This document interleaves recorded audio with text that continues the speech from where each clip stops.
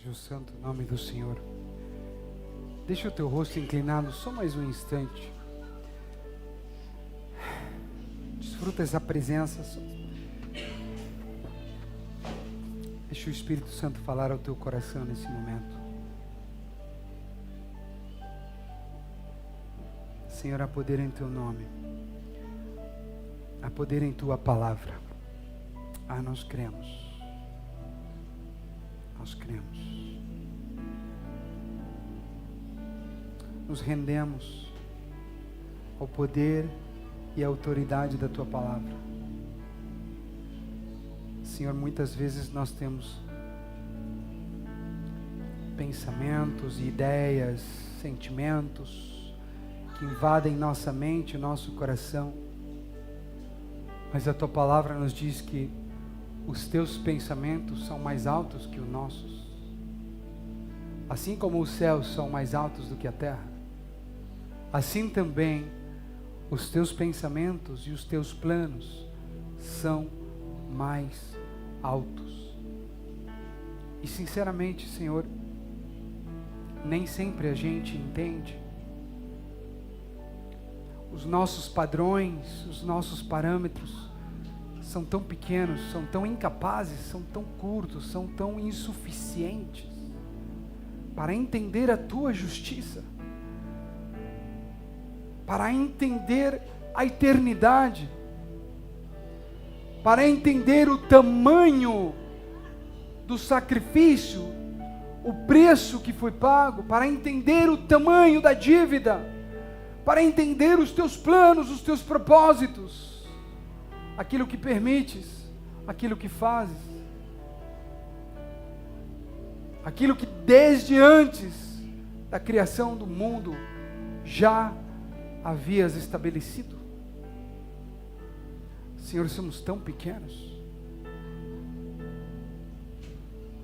mas foi intenção sua, foi iniciativa tua, Senhor, esconder estes mistérios, a grandeza, a profundidade destas coisas dentre os sábios e revelá-las aos teus pequeninos, gente como nós. Espírito Santo, dá-nos entendimento e livra-nos do erro, instrui o nosso coração, para que nos próximos minutos a palavra ela possa entrar pelos nossos ouvidos diretamente à cabine central, ao lugar mais interno do nosso coração, e ali a tua palavra possa governar, possa direcionar, possa instruir, possa fazer e refazer, assim como o oleiro trabalha com barro, o Senhor venha trabalhar com a nossa vida, para que no final seja feita a tua vontade. Senhor, eu te agradeço por esse tempo, em nome de Cristo Jesus, amém e amém. Que tempo maravilhoso. É por isso que eu gosto de vigília, que eu não tenho que me preocupar com horário, se vai terminar, se já está atrasado. Todos sejam bem-vindos mais uma vez à casa do Pai. É bom ver os rostinhos aqui presentes. Aprove ao Senhor que hoje nós pudéssemos lidar com uma porção da palavra, como disse, e vou citar as palavras da minha esposa, né? Logo no dia do pastor, bateu certinho pregar esse tema. E não, já foi falado sobre pastores, hoje eu vou falar sobre o caráter da igreja.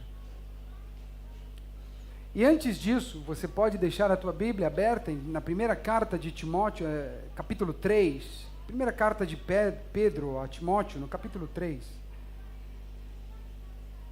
Você que tem acompanhado as pregações presencialmente ou online, você que já leu esse capítulo, você sabe que existe uma sequência lógica, uma sequência que foi certamente proposital, e se não por Paulo, certamente pelo Espírito Santo de Deus.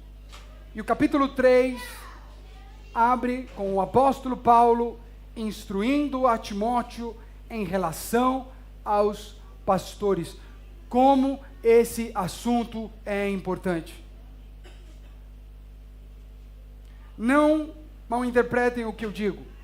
Cuidar de ovelhas é muito importante. Mas você sabe qual é a função de um pastor em relação às ovelhas? Falando agora de rebanho animal. É muito simples. As ovelhas não são animais muito complexos.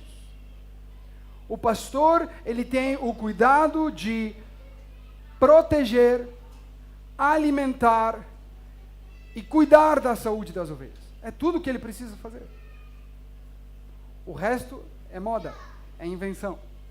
Ele precisa mantê-las alimentadas, mantê-las saudáveis e mantê-las a salvo, cuidadas. Elas precisam ele precisa ter cuidado em relação aos muitos perigos.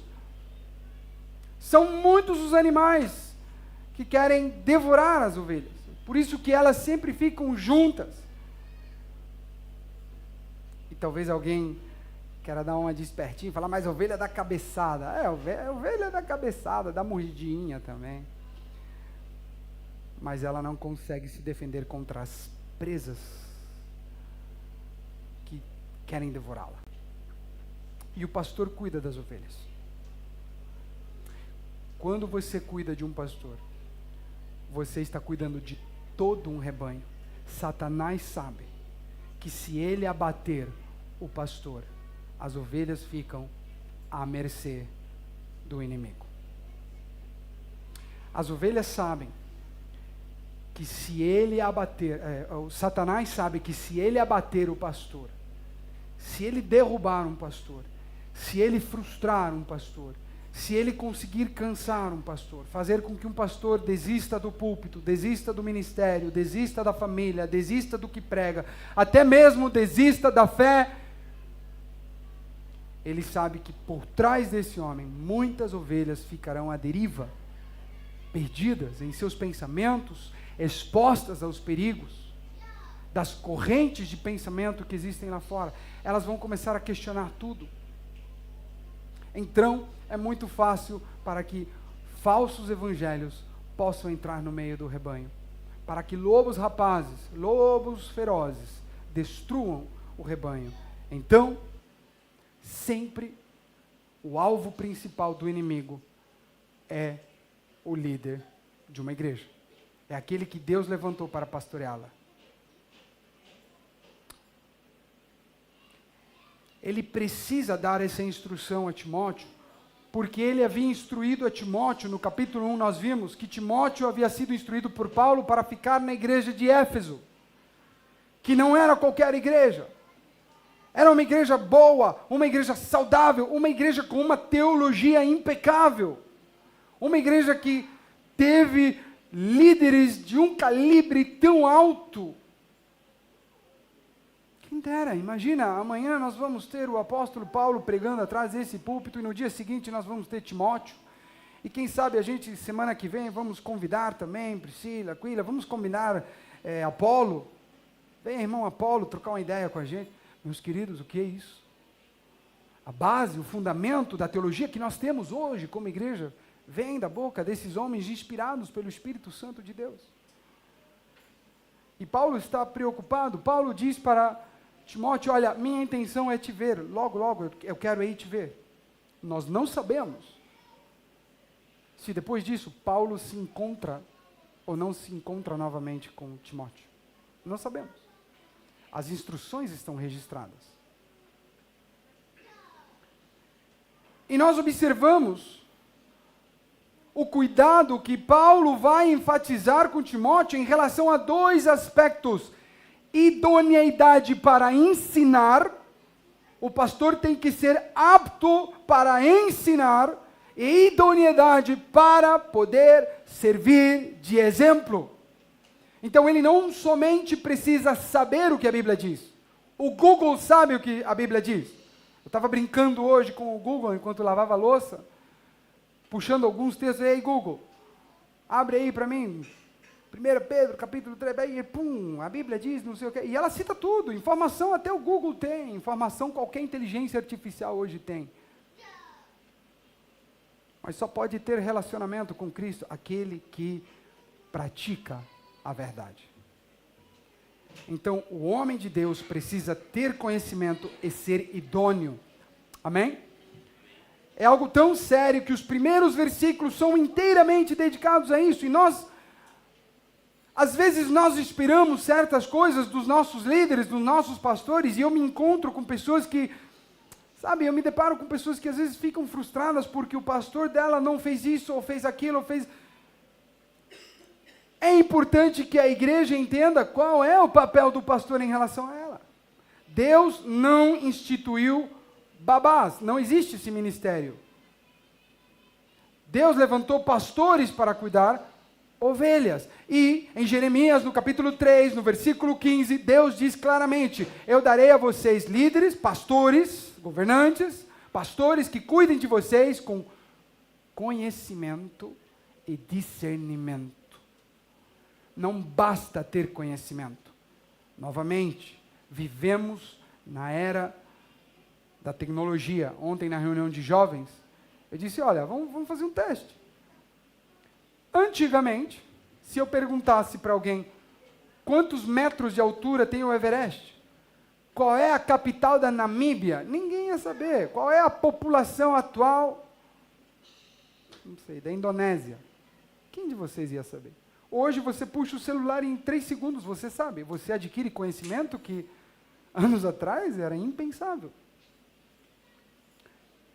E a tua vida segue exatamente igual. Não muda nada. No máximo, talvez no começo alguém se impressionaria. Oh, como você sabe? Hoje todo mundo sabe que você puxou o Google. Você puxou a Siri. O que muda as pessoas é o que nós fazemos com a informação que nós temos. Por isso é importante ter discernimento. É saber o que fazer com essa informação. E, meus queridos, à medida que você vai crescendo e amadurecendo na sua fé, você vai cada vez mais entendendo o peso de adquirir conhecimento. Porque se antes nós podíamos alegar falta de conhecimento, falta de entendimento, você poderia alegar, mas eu não sabia. Eu não sabia. Vocês lembram da história que Jesus conta em relação ao rico e Lázaro? E Lázaro comia das migalhas que caíam da mesa do rico, e os dois morreram, e os dois foram para 2 lugares completamente diferentes. Um estava no seio de Abraão, representando o paraíso, o outro estava no lugar de tormento. E desesperado o homem rico que estava no lugar de tormento, diz para o pai Abraão, diz para Deus, deixa que eu volte. Deixa que alguém dentre os mortos volte para avisar aos meus irmãos, porque eles estão vindo para cá. E a resposta que ele ouve, não. Por quê?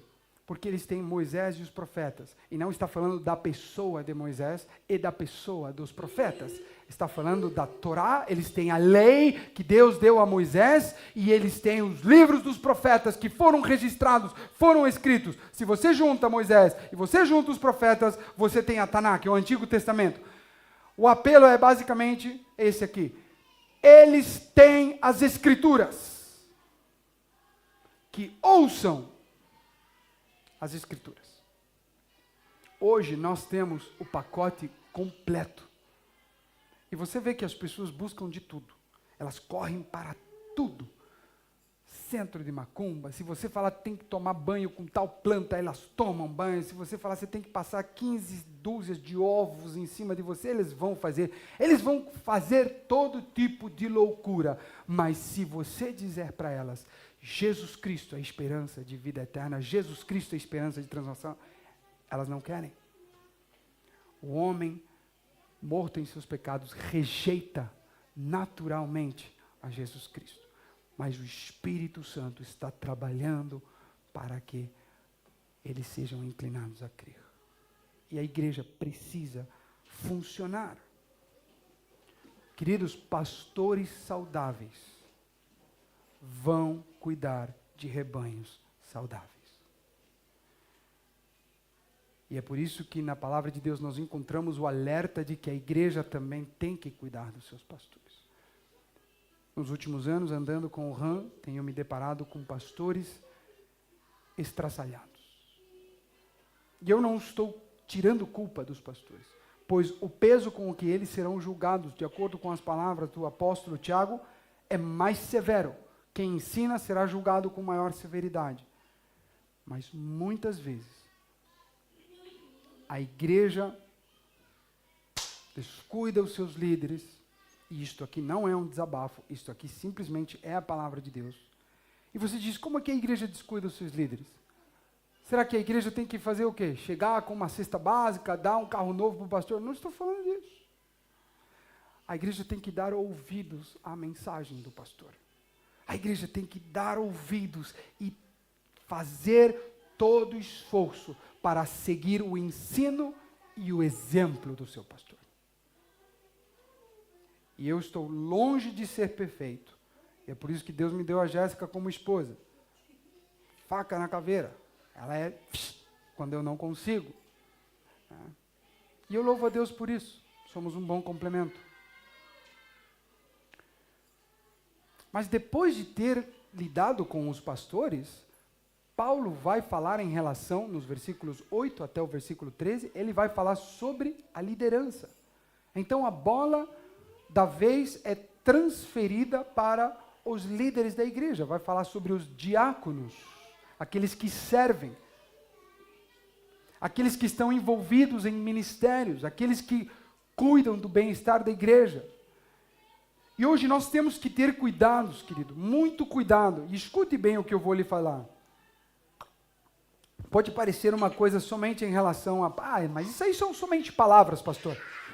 O conceito que muitos manejam hoje, e falo isso com muito temor de Deus, porque eu tenho amigos que pastoreiam em igrejas que usam essa nomenclatura. Eles usam a palavra voluntários para referir-se aos que cooperam no ministério. E não está errado. Não está errado. De fato, de alguma forma, você é um voluntário. O problema está em que voluntários entendem que eles têm o direito, a opção de dizer, sim, quero, faço, quando eu posso, do jeito que eu posso e do jeito que eu quero. Não está bom para ti? Não faço. Vocês entenderam isso aí? Esse exemplo não existe em nenhum lugar da palavra de Deus, mas existe no coração das pessoas. E eu quero dizer uma frase que tem me tirado o sono ultimamente. Se você for anotar, você anota agora. Não é o que fazemos que revela o Deus que nós servimos.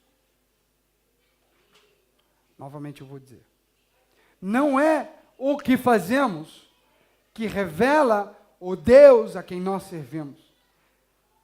É a maneira e atitude como nós fazemos que revela a nossa visão do Deus que nós temos. A maneira como eu vivo o meu cristianismo, a maneira como eu sirvo, a maneira como eu me comporto dentro, aqui no meio da Assembleia dos Santos e fora, onde estão os que não conhecem a Cristo, a maneira como eu vivo o meu cristianismo, a maneira como eu sirvo, eu cumpro o meu ministério, o meu chamado, reflete a visão que eu tenho do meu Deus. Uma visão fraca, uma visão debilitada, uma visão pequena, vai se refletir num caráter empobrecido, numa maneira de servir a Deus da mesma maneira que nós fazemos qualquer outra coisa. Certa vez uma pessoa virou para mim e disse, olha pastor, veja bem, muito tempo atrás, não é ninguém dessa igreja, aliás foi no Peru, ele disse, eu faço da maneira que eu posso e quando eu posso, e se não gosta, não faço. Isso foi há muitos anos, isso me marcou profundamente. Me marcou profundamente. Eu já contei para vocês, certa vez eu estava parado na varanda aqui de casa, tinha pouco tempo de Japão, e de repente eu comecei a ver, a notar uma comoção, um movimento muito estranho na 50, aqui nessa avenida principal, e eu via helicópteros passando, e carros de polícia, e moto passando. Eu falei, o que vai acontecer aqui? E de repente fiquei sabendo que o imperador, naquela época, aquele que abdicou, o imperador e o rei, não me lembro se era da Bélgica, um rei da Europa, ia passar junto com ele. O casal de reis e o imperador iam passar. As ruas estavam limpas como nunca antes, brilhando, estava mais limpo que a minha casa. E de repente, no dia, eu disse, puxa, que legal, primeira vez que vou ter acesso a um camarote para assistir um evento.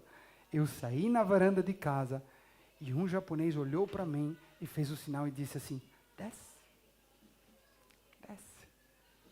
E eu olhei e falei, nananina não, estou super confortável aqui. E eu assistia toda aquela parafernália, todo aquele evento, foi lindo demais, mas foi breve, foi rápido, né? Passaram os policiais, depois passaram os carros, e depois passaram mais policiais, e todo mundo com as bandeiras. E eu aqui na varanda. Mas depois alguém me explicou o que tinha acontecido. É porque a visão que os japoneses têm do imperador, dos reis, é muito diferente da minha visão. Para mim, rei, imperador. Mas existe todo um histórico, existe toda uma construção. Para eles é completamente diferente. Há um respeito muito diferente. A pessoa é a mesma. O evento foi o mesmo. Eu fiz questão de não me mexer. Mas talvez, se na minha cabeça, eu estou usando simplesmente como ilustração, eu não estou dizendo que é certo ou não. Se na minha cabeça existisse essa construção, cara, ele é um rei, ele é uma pessoa que você tem que respeitar, uau, talvez eu desceria e eu teria a mesma atitude. Por que eu digo isso? Porque é exatamente isso que nós fazemos com Deus. Alguns têm a ideia de que Deus, às vezes, me perdoem essa impressão, mas às vezes tratam a Deus da mesma maneira que eles tratam a namoradinha. Ou um amigo lá no futebol. A mesma reverência. E eu entendo que talvez eles estão partindo de uma visão onde eles dizem, não, mas pastor, é que eles têm intimidade com Deus. Se tivesse intimidade com Deus, porque os anjos mais íntimos, mais próximos à presença de Deus, cobrem o seu rosto e se prostram. Os seres, os anciãos, jogam suas coroas e o dia inteiro estão proclamando a santidade e a grandeza do Senhor. Tamanha a grandeza de Deus. É tão gloriosa que quando Jesus aparece para o seu amigo que deitava no seu peito, para João, o apóstolo, seu discípulo amado, aquele cara com quem ele conviveu tanto tempo e conhecia bem, quando Jesus aparece em toda a sua glória lá no Apocalipse, João cai como morto diante da glória de Jesus. Qual é a visão de Deus que nós temos? Ela vai se refletir na maneira como eu vivo o meu cristianismo e na maneira como eu sirvo a igreja de Cristo. E chegamos finalmente ao fim do capítulo 3. Você vê que há uma transferência. Começa com a liderança, começa com os pastores. O currículo é pesado, o sarrafo é alto. Não pode ser neófito, tem que ser aqui. Depois passa para a liderança, vocês têm que refletir a mesma coisa, o mesmo nível de santidade, a mesma qualidade teológica. Vocês têm que seguir o exemplo do líder. E agora a bola chega para a igreja geral. Agora não escapa ninguém. Agora é aberto para todos. Abre a tua Bíblia, 1 Timóteo 3. No versículo 14, ele vai dizer, eu lhe escrevo estas coisas, embora espere ir vê-lo em breve, mas se eu demorar, saiba como as pessoas devem comportar-se na casa de Deus, que é a igreja do Deus vivo, coluna e fundamento da verdade. Não há dúvida que é grande o mistério da piedade. Deus foi manifesto em corpo, justificado no Espírito, visto pelos anjos, pregado entre as nações, crido no mundo, recebido na glória. Tem tanta informação nesses versículos que fica difícil até de tirar do pacote. Basicamente, Paulo está dizendo assim: eu tenho a intenção de ir te visitar em breve. Eu quero ir te visitar em breve. Mas eu estou te escrevendo essas coisas. Se eu demorar, eu quero que elas fiquem registradas para você. E elas têm ficado registradas, hein? 2000 anos essas palavras têm sido repetidas de milhares e milhares e milhares de púlpitos ao redor do mundo. E aqui você encontra o caráter da igreja empacotado. A missão da igreja. Ele vai dizer, e perceba, se eu demorar, saiba como as pessoas devem se comportar. A palavra que é usada na tradução da NVI é na casa de Deus. Só que para nós, em espanhol, em português, às vezes é problemático, porque casa pode ser uma casinha, uma construção, ou pode ser, como se diz, você está lendo a Bíblia, às vezes você chega num lugar e diz assim, a casa de Públio, está se referindo não a um prédio onde mora Públio e a sua esposa, mas está se referindo a todas as pessoas associadas à família. Estão comigo? A palavra em grego é uma palavra chamada oikos, que significa casa ou família em toda a sua extensão. Eu não tive o privilégio de crescer perto da minha família, então eu não sei o que são reuniões familiares. Mas pelo que eu conheci por meio da família da minha esposa, algumas reuniões familiares, era muita gente, brota parente do chão que você nunca viu na vida. É tio do primo, do sobrinho, Basicamente, o que Paulo está dizendo, ele está falando qual deve ser a conduta daqueles que pertencem à casa, à família de Deus. Ou seja, aqueles que foram remidos de seus pecados, salvos pelo sacrifício de Jesus Cristo, aceitos como filhos de Deus. Está falando de você e está falando de mim. Todo aquele que confessa Jesus Cristo como seu Senhor, este texto para ele. E aqui pega uma palavrinha um pouquinho pesada para nós, talvez. Porque ele diz assim, eu quero que saibam como devem comportar-se. Já que você veio para a família, imagina que nós temos uma grande família, dentro dessa família temos um mesmo pai, uma mesma cultura, e chega um novo filho que o pai adotou. Ele chega com uma cabeça diferente, com costumes diferentes, com uma cultura diferente. Mas ele começa a coexistir com os filhos, com o pai, ele começa a ouvir o pai falar, ele vê o comportamento dos seus irmãozinhos, e depois de um tempo ele começa a imitar o comportamento. Os meus filhos, Noah e Theo, imitam o que Enzo faz. E eu falo para ele, filho, você não pode fugir dessa responsabilidade. Quem dera, é injusto. Para todos. Algum aqui, irmão mais velho, presente na sua casa? O irmão mais velho, filho único não vale, irmão mais velho. Você sabe do que eu estou falando. Vai sobrar para você, não vai? Por quê? Porque o teu irmão olha, fala, mas se ele faz, eu posso. É esse jeito. Noah imita Enzo. Theo imita Noah e imita Enzo. Assim também aqueles que vão entrando por aquela porta, eles vão reproduzir a conduta que nós temos aqui. Eles vão reproduzir o caráter dessa igreja. Eles vão reproduzir não somente a nossa fala, eles vão começar a reproduzir o nosso comportamento. Eles vão reproduzir o nosso jeito. Se nós somos uma igreja amorosa, uma igreja acolhedora, eles vão ser acolhidos e eles vão se tornar acolhedores. Se somos uma igreja que teme a Deus, que tem reverência pelas coisas de Deus, uma igreja séria em relação às coisas de Deus, Com o tempo, eles também se tornarão sérios. Eles vão aprender a olhar para esse livro e ver por que eles se relacionam dessa forma. E eles vão ter fome, eles vão ter sede, eles vão querer o alimento, eles vão ver que seus irmãos mais velhos se alimentam bem e eles vão querer ser alimentados. Qual deve ser a conduta daqueles que são da casa de Deus? E isso é problemático porque isso mexe com uma veia moral. Nós não gostamos que digam para nós o que devemos fazer. E na minha pouca experiência, morando no Brasil, no Peru, tive a oportunidade de morar nos Estados Unidos e agora eu moro no Japão. Meus irmãos, sinto muito, nós brasileiros estamos no último da lista. A gente não aceita... Vai falar o quê? Falou para fazer o quê? O que ele falou que é para fazer? Vai fazer exatamente o contrário. Só de birra.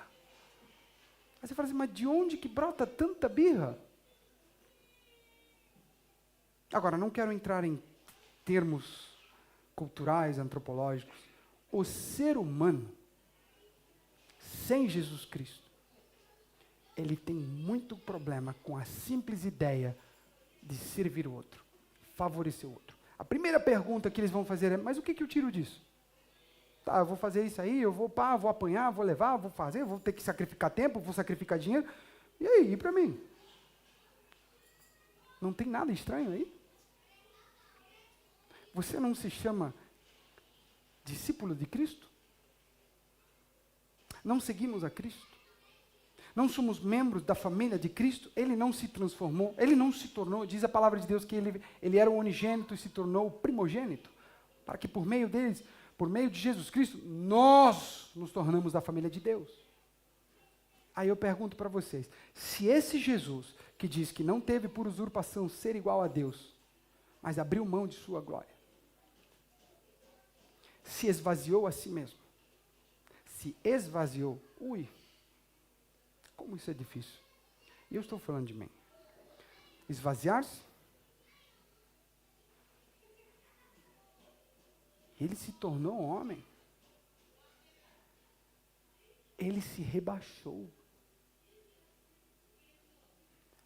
E foi encontrado entre os homens servindo a todos. Jesus disse, o Filho do Homem não veio para ser servido, veio para servir. Mas hoje nós chegamos nos lugares, as melhores cadeiras têm os nomes assim, escritos assim, servo. Eu cheguei uma vez num evento,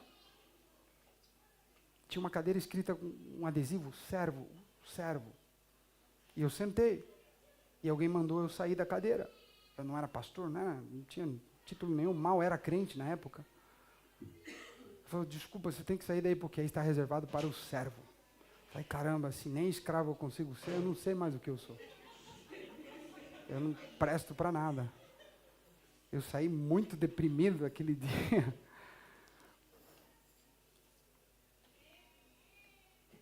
A gente ainda gosta dos melhores lugares, a gente gosta de reconhecimento, a gente gosta de um aplauso. Hoje tem outras maneiras, a gente gosta de um tag. Né? A gente gosta de ter o nosso nome tagado aí, gosta de like.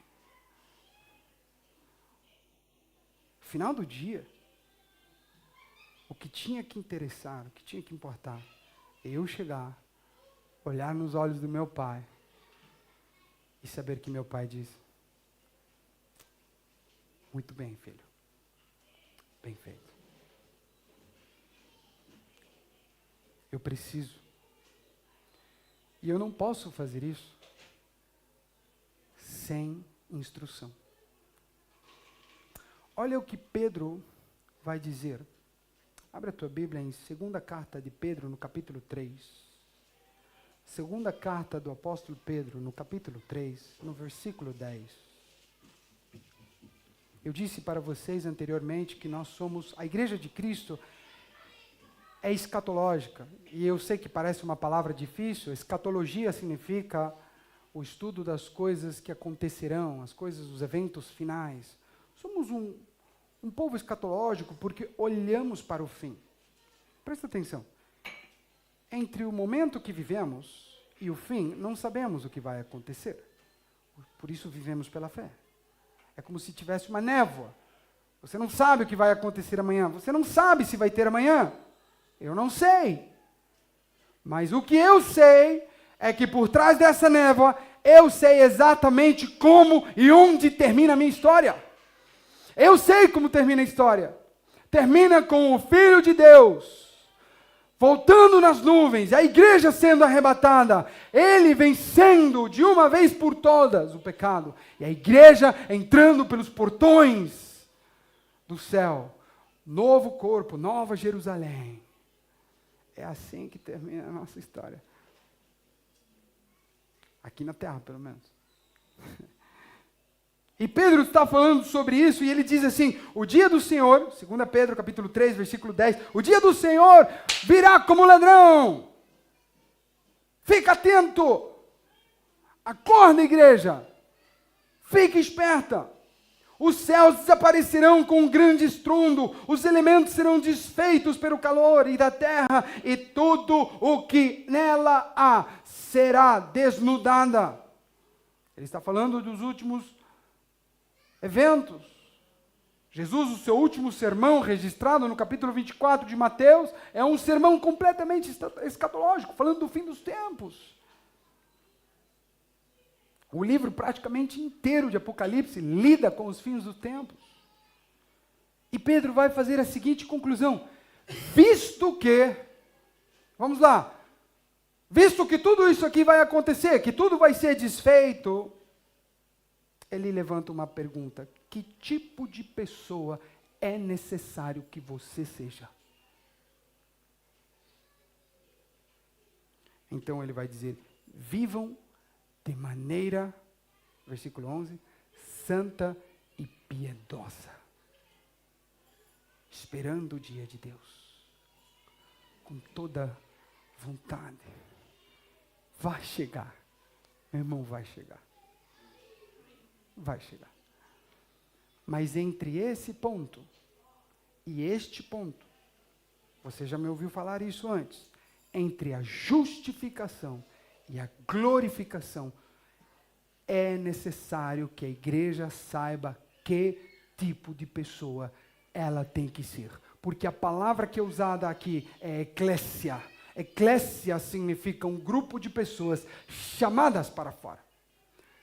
E Pedro vai dizer: nós fomos chamados para fora, chamados de trevas. Certamente você se lembra o que são as trevas, você se lembra dos seus tempos de trevas, você se lembra de onde Deus te tirou, e você sabe para onde Ele está te levando, porque você tem as promessas todas reveladas aqui.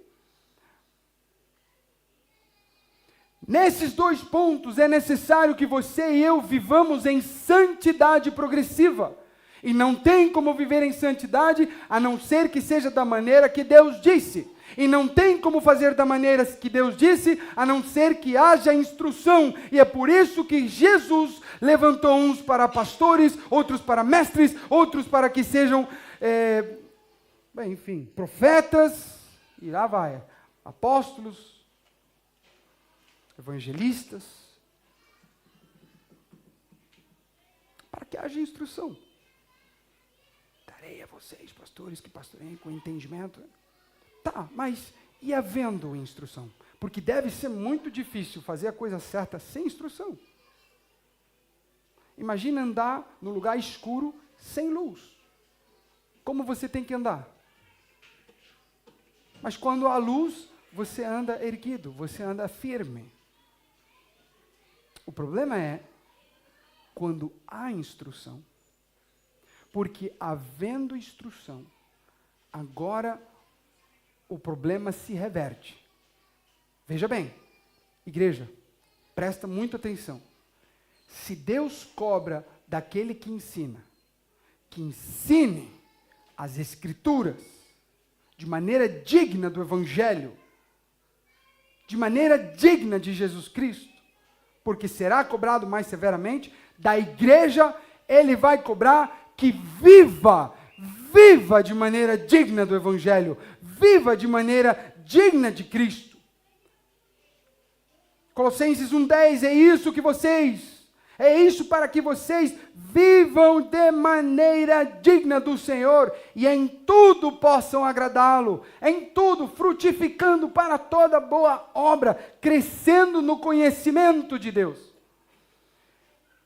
E às vezes a impressão que me passa é que muitos que estão povoando igrejas e povoando prédios onde se reúnem pessoas para cultuar a Deus, não se importam com essas coisas. E eu não me iludo, porque durante 20 anos da minha vida, eu fui uma dessas pessoas. 20 anos, cresci num lar onde havia pastores, havia evangelho, mas eu fui uma dessas pessoas. Eu fui uma pessoa. Eu não podia dizer, é que eu não tive instrução, mas eu podia claramente dizer, é que o meu mau coração, meu mau caráter.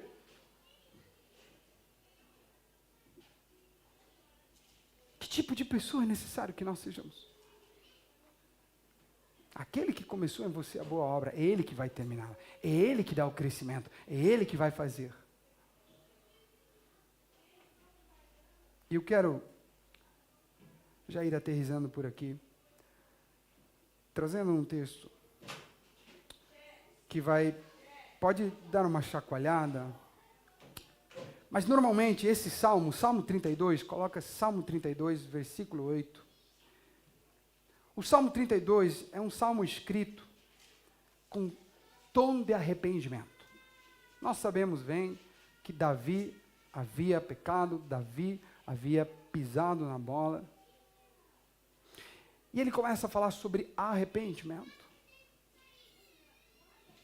Mas quando chega no versículo 8, ele diz,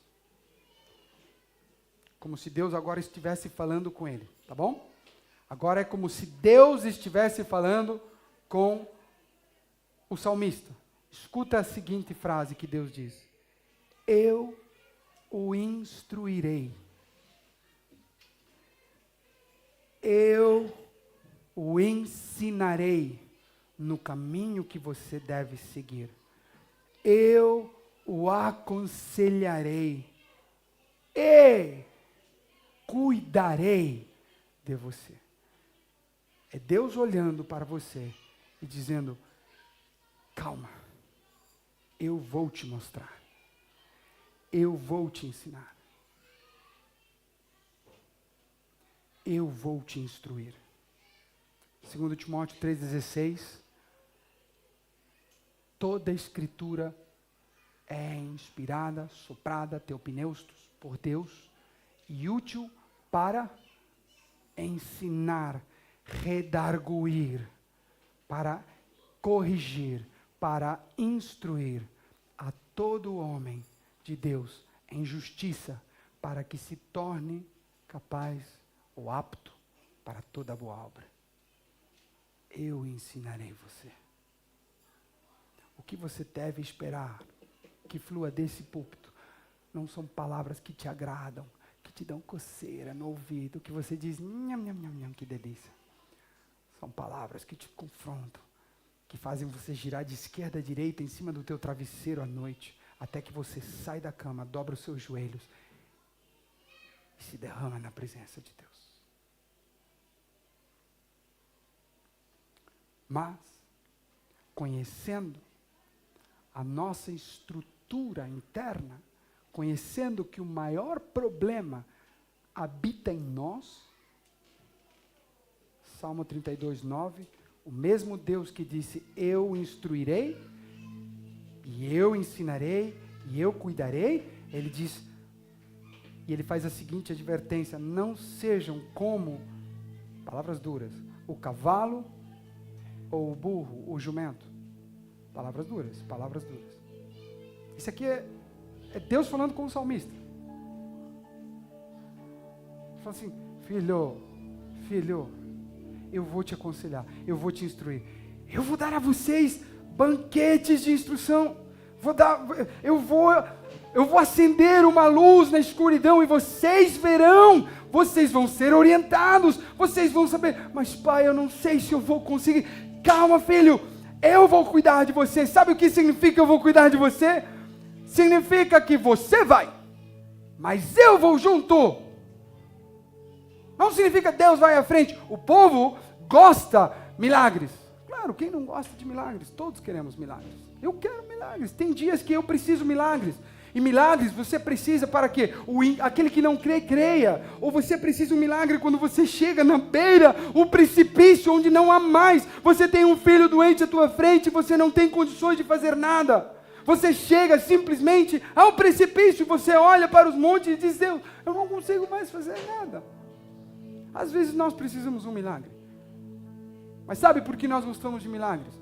Porque Deus faz tudo. E na nossa conta é só alegria.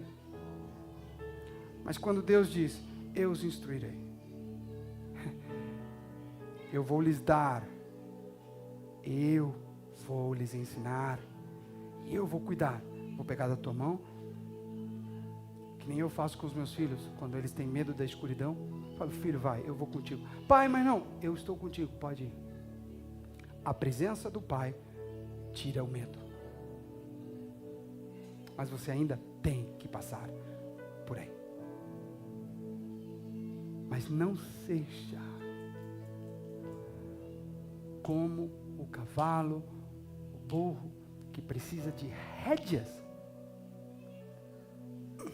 E o versículo diz, caso contrário, não obedecem. Parece que sem essas rédeas,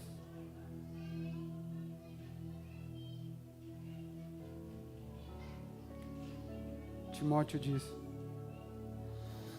a igreja é coluna e fundamento de verdade. Ouça bem,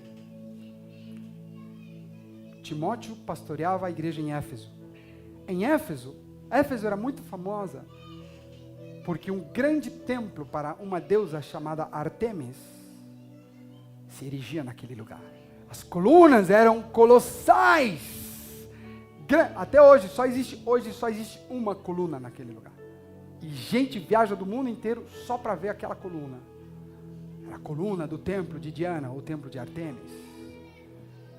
E justamente naquele lugar, Paulo diz assim, é a igreja de Cristo, que é a coluna.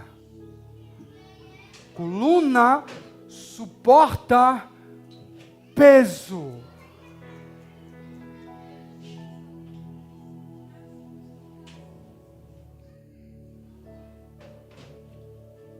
Coluna e fundamento da verdade. Eu os instruirei, diz o Senhor.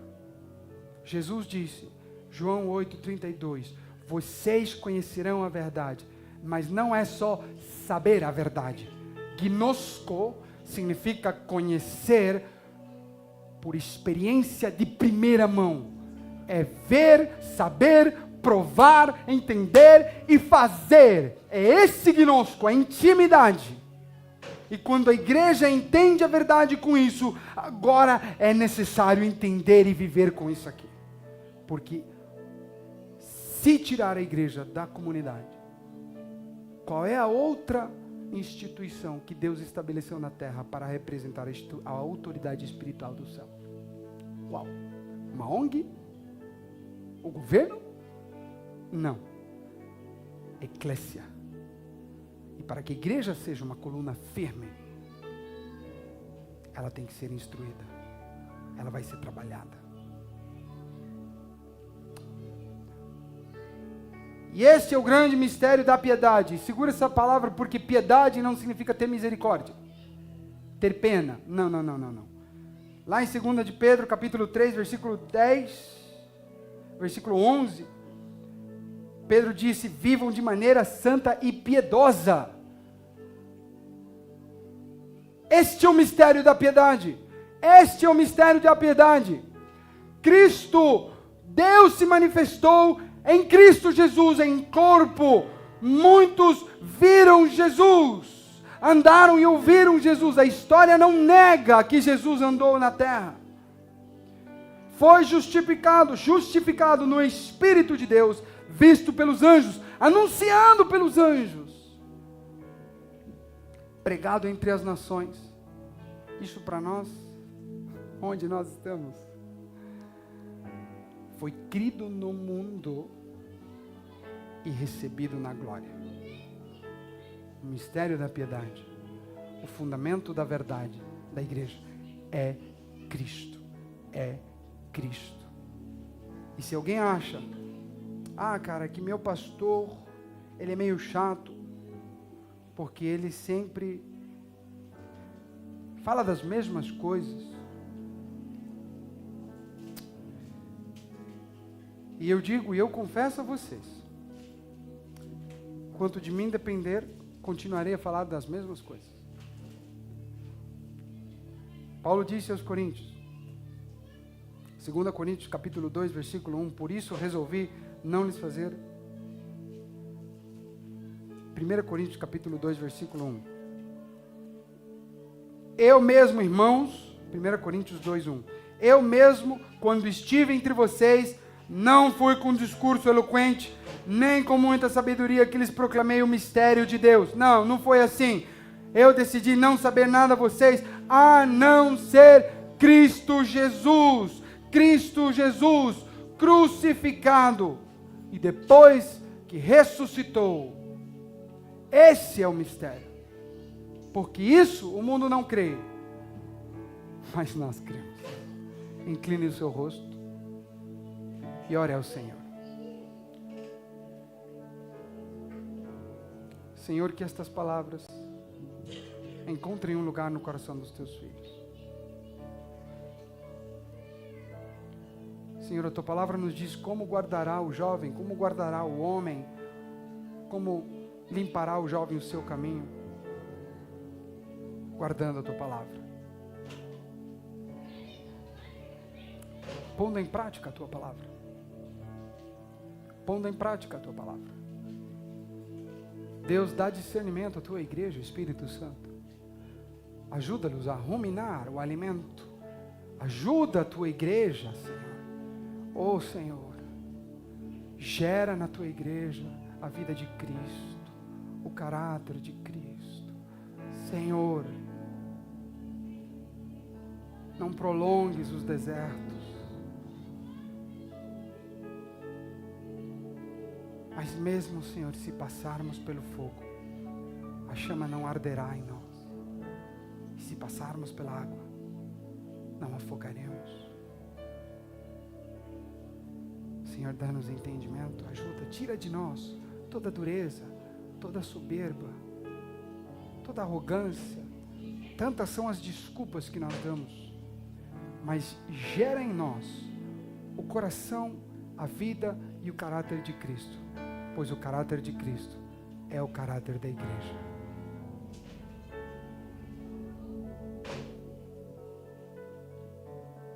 É o caráter da igreja.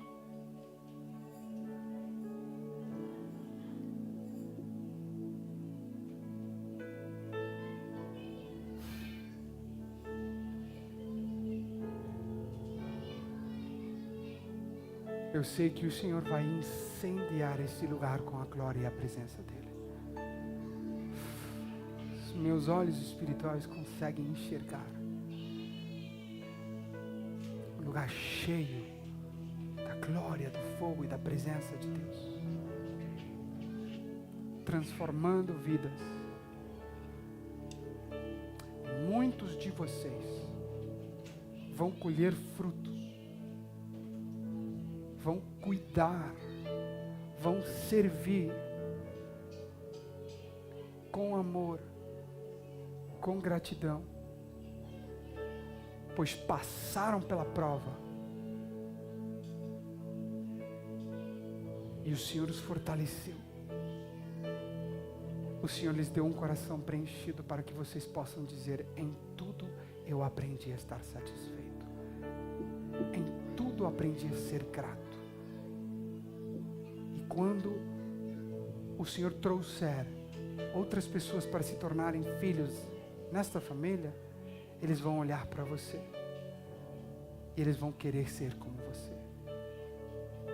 Eles vão querer, e você terá não somente palavras de instrução para eles, mas terá misericórdia e amor para com eles, e você cuidará deles.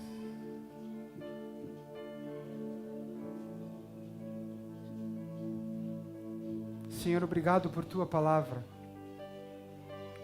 Permite que nós possamos guardá-la, Senhor, em nosso coração, amarrá-la ao nosso coração, para que nós vivamos de maneira aceitável, maneira digna